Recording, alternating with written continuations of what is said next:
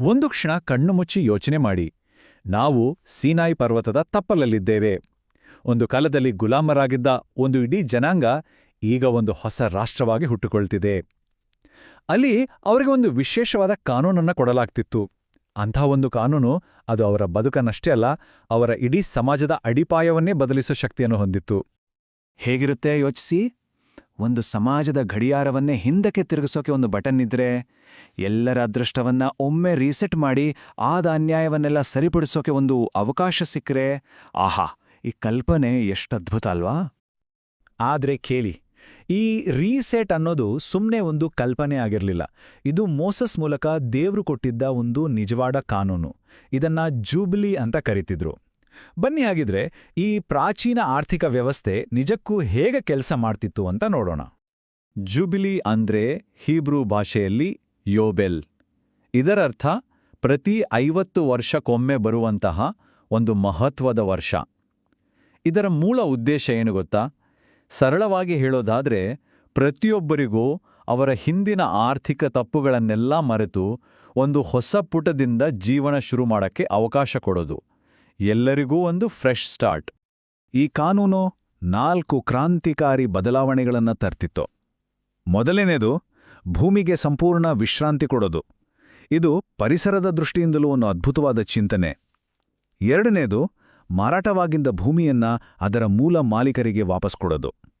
ಮೂರನೇದು ಎಲ್ಲಾ ಸಾಲಗಳನ್ನ ರದ್ದು ಮಾಡೋದು. ಇದು ಬಡತನದ ವಿಷವರ್ತುಲವನ್ನೇ ಮುರಿಯುತ್ತಿತ್ತು. ಮತ್ತು ನಾಲ್ಕನೇದು, ಹಾಗೂ ಅತ್ಯಂತ ಮುಖ್ಯವಾದದ್ದು, ದಾಸ್ಯದಲ್ಲಿದ್ದವರನ್ನ ಬಿಡುಗಡೆ ಮಾಡೋದು. ಆದರೆ ಈ ಕಾನೂನು ಸುಮ್ಮನೆ ಪುಸ್ತಕದಲ್ಲಿರೋ ಅಕ್ಷರಗಳಾಗಿರ್ಲಿಲ್ಲ. ಅದು ನಿಜವಾದ ಜನರ ಜೀವನವನ್ನ, ಅವರ ಕಷ್ಟ ಸುಖಗಳನ್ನ ಸ್ಪರ್ಶಿಸಿತ್ತು. ಇದಕ್ಕೆ ಎಲಿಯಾಬ್ ಮತ್ತು ಮಿರಿಮ್ರ ಕಥೆಗಳಿಗಿಂತ ಒಳ್ಳೆ ಉದಾಹರಣೆ ಇಲ್ಲ. ಇವರೇ ಎಲಿಯಾಬ್, ತನ್ನ ಭೂಮಿಯನ್ನ ಪ್ರಾಣಕ್ಕಿಂತ ಹೆಚ್ಚಾಗಿ ಪ್ರೀತಿಸೋ ರೈತ. ಆದ್ರೆ ನೋಡಿ, ಒಂದು ಭೀಕರ ಬರಗಾಲ ಅವನ ಬದುಕನ್ನೇ ಕಿತ್ಕೊಂಡ್ಬಿಡ್ತು. ತನ್ನ ಕುಟುಂಬವನ್ನು ಉಳಿಸ್ಕೊಳ್ಳಕ್ಕೆ ಅವನು ತನ್ನ ಪೂರ್ವಜರ ಆಸ್ತಿಯನ್ನ, ತನ್ನ ಗುರುತಿನ ಒಂದು ಭಾಗವನ್ನೇ ಮಾರಬೇಕಾಗಿ ಬಂತು. ಇನ್ನು ಇವಳು ಮಿರಿಮ್, ಗಂಡನ ಸಾವಿನ ನಂತರ ಅವನ ಸಾಲದ ಹೊರೆ ಇವಳ ಮೇಲೆ ಬಿತ್ತು. ಅದನ್ನ ತೀರ್ಸೋಕ್ಕೆ ಬೇರೆದಾರಿ ಕಾಣ್ದೆ ಅವಳು ತನ್ನ ಸ್ವಾತಂತ್ರ್ಯವನ್ನೇ ತನ್ನ ಪತಿಯ ಗೌರವಕ್ಕೋಸ್ಕರ ಬಲಿಕೊಟ್ಲು. ಅಲ್ಲಿನ ಸಮಾಜ 2 ತುಂಡಾಗಿತ್ತು. ಒಂದು ಕಡೆ ಕೆಲವರು ಸಂಪತ್ನಲ್ಲಿ ತೇಲಾಡ್ತಿದ್ರೆ, ಇನ್ನೊಂದು ಕಡೆ ಬಹುಪಾಲು ಜನ ಸಾಲದ ಜಾಲದಲ್ಲಿ ಮುಳುಗೋಗ್ತಿದ್ರು. ಈ ಅಂತರ ದಿನದಿನದನಕ್ಕೆ ಹೆಚ್ಚುತ್ತಲೇ ಇತ್ತು. ಬರಾಕಿನಂತವರಿಗೆ ಜೂಬಿಲಿ ಅನ್ನೋದು ಒಂದು ಹುಚ್ಚುತನದ ಅಪಾಯಕಾರಿ ಕಲ್ಪನೆಯಾಗಿತ್ತು. ಅವನ ಪ್ರಕಾರ ಕಾನೂನು ಅಂದ್ರೆ ತನ್ನ ಸಂಪತ್ತನ್ನ ರಕ್ಷಿಸೋ ಒಂದು ಸಾಧನ, ಬೇರೆಯವರಿಗೆ ನ್ಯಾಯ ಕೊಡೋ ಮಾರ್ಗ ಅಲ್ಲ. ಆದ್ರೆ ಕಾಲ ಯಾರಿಗೂ ಕಾಯಲ ಅಲ್ವಾ? ಕಾಲಚಕ್ರ ಉರುಳ್ತಲೇ ಇತ್ತು. ವರ್ಷಗಳು ಕಳೆದ್ವು.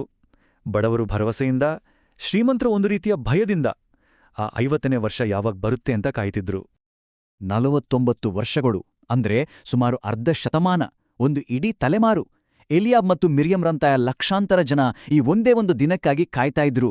ಇನ್ನೊಂದೆಡೆ ಬರಾಕ್ನಂತವರು ಈ ಕಾನೂನು ಯಾವತ್ತೂ ಜಾರಿಗೆ ಬರಬಾರ್ದು ಅಂತ ದೇವರಲ್ಲಿ ಬೇಡ್ಕೊಳ್ತಿದ್ರು. ಜೂಬಿಲಿ ವರ್ಷಕ್ಕೆ 1 ವರ್ಷ ಮುಂಚೆ ಭೂಮಿಯನ್ನ ಸಂಪೂರ್ಣವಾಗಿ ಪಾಳುಬಿಡಲಾಗಿತ್ತು. ಎಲ್ಲೆಡೆ ಒಂದು ರೀತಿ ಸ್ಮಶಾನ ಮೌನ. ಆದ್ರೆ ಆ ಗಾಳಿಯಲ್ಲಿ ಒಂದು ತೂಕವಿತ್ತು, ಒಂದು ನಿರೀಕ್ಷೆಯ ಭಾರವಿತ್ತು, ಬಿರುಗಾಳಿ ಬರೋ ಮುಂಚಿನ ಶಾಂತಿಯ ಹಾಗೆ. ಕೊನೆಗೂ ಆ ದಿನ ಬಂದೇ ಬಿಡ್ತು, ಪ್ರಾಯಶ್ಚಿತ್ತದ ದಿನ. ಇಡೀ ರಾಷ್ಟ್ರ ಪ್ರಾರ್ಥನೆಯಲ್ಲಿ ಮುಳುಗಿದ್ದಾಗ ಗಾಳಿಯಲ್ಲಿ ಒಂದು ಶಬ್ದ ಪ್ರತಿಧ್ವನಿಸೋಕೆ ಶುರುವಾಯಿತು.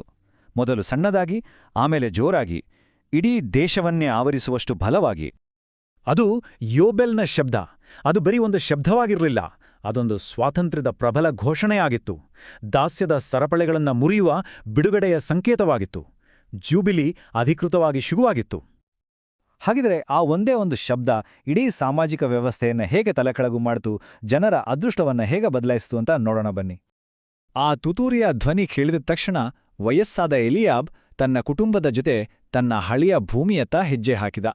ಅವನ ಭೂಮಿಯನ್ನ ಕೊಂಡುಕೊಂಡಿದ್ದ ವ್ಯಕ್ತಿ ಕಾನೂನಿನ ನೈತಿಕ ಶಕ್ತಿಗೆ ತಲೆಬಾಗಿ ಒಂದೇ ₹1 ಕೇಳ್ದೆ ಅದನ್ನ ವಾಪಸ್ ಕೊಟ್ಟ.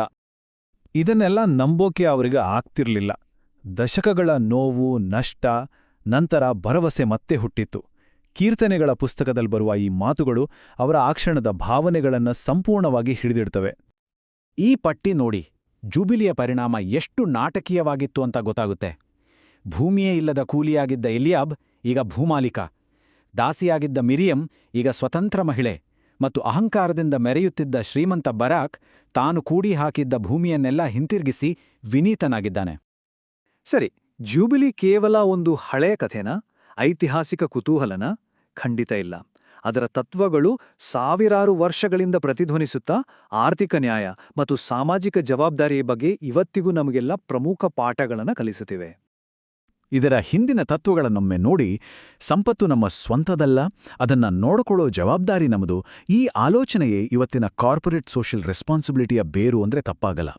ತಲೆಮಾರುಗಳ ಬಡತನವನ್ನ ತಡೆಯೋದು, ಕರುಣೆ ಜೊತೆ ನ್ಯಾಯವನ್ನ ಕೊಡೋದು ಮತ್ತು ಸ್ವಾತಂತ್ರ್ಯವನ್ನ ಎಲ್ಲರ ಹಕ್ಕಾಗಿ ನೋಡೋದು, ಇವೆಲ್ಲವೂ ಇಂದಿಗೂ ಎಷ್ಟು ಪ್ರಸ್ತುತ ಅಲ್ವಾ? ಕೊನೆಗೆ ಜೂಬಿಲಿ ನಮಗೆ ಹೇಳ್ಕೊಡೋ ಪಾಠ ಏನು ಅಂದ್ರೆ, ನಿಜವಾದ ಸಮೃದ್ಧಿ ಅಂದ್ರೆ ಕೆಲವರ ಕೈಯಲ್ಲಿ ಸಂಪತ್ತು ಶೇಖರಣೆಯಾಗೋದಲ್ಲ, ಬದಲಿಗೆ ಪ್ರತಿಯೊಬ್ಬರೂ ಘನತೆಯಿಂದ ಬದುಕೋಕ್ಕೆ, ಬೆಳೆಯೋಕೆ ಅವಕಾಶ ಇರುವ ಒಂದು ವ್ಯವಸ್ಥೆಯನ್ನ ರಚಿಸೋದು.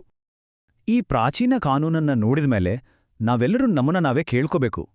ಇವತ್ತಿನ ನಮ್ಮ ಸಮಾಜದಲ್ಲಿ ಹೆಚ್ಚುತ್ತಿರುವ ಆರ್ಥಿಕ ಅಸಮಾನತೆ, ಮನೆಗಳ ಬಿಕ್ಕಟ್ಟು ಮತ್ತು ಸಾಲದ ಹೊರೆಯನ್ನ ನೋಡುವಾಗ ಜೂಬಿಲಿಯ ಚೈತನ್ಯ ನಮ್ಗೆ ಯಾವ ದಾರಿಯನ್ನ ತೋರಿಸ್ಬೋದು, ಇದರ ಬಗ್ಗೆ ಆಳವಾಗಿ ಯೋಚನೆ ಮಾಡಬೇಕಿದೆ.